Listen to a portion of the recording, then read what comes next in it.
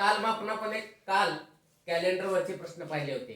आज आणखीन एक उदाहरण बघूया. 2022 ला बीडीएच्या पेपर मध्ये हा प्रश्न आला होता.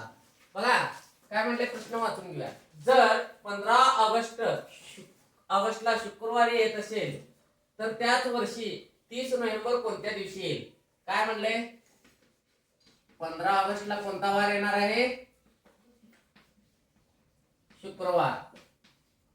कधी म्हणले? त्याच वर्षी. म्हणजे जो कोणता वार असेल, आता समजा 2025, तर 30 नोव्हेंबरला कोणता वार येणार? कसं काढणार? काल सांगितल्याप्रमाणे बघा,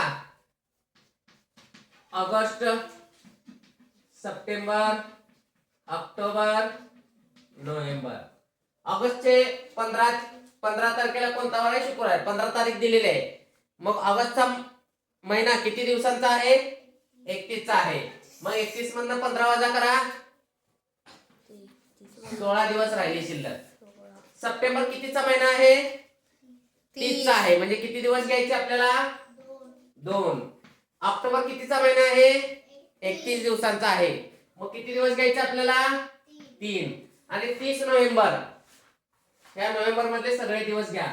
30 नोव्हेंबरचे विचारले म्हणजे 30 दिवस सगळे घ्या. 6 आणि 2 8, 8 आणि 3 11, अच्छा गेला 1, 1 आणि 2 1 आणि 1 2, 2 आणि 3 5. मग काय करायचं आता आपल्याला? या 51 ला कितीनं भागायचं? 7 न भागायचं.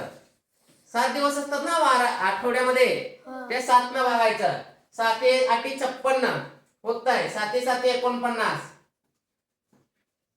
51 पेक्षा लहान. मग 11 तून 9 गेले 2, 5 तून 5 गेले 4 आणि 5 किती राहिले? 0. बाकी किती राहिलेले? 2 राहिलेले आहे बाकी. मग मला सांगा, शुक्रवार नंतर 2 दिवस सोडायचे. शुक्रवार नंतर 2 दिवस मोजा. शनिवार, रविवार. उत्तर काय येणार याचं? रविवार. बरोबर आहे.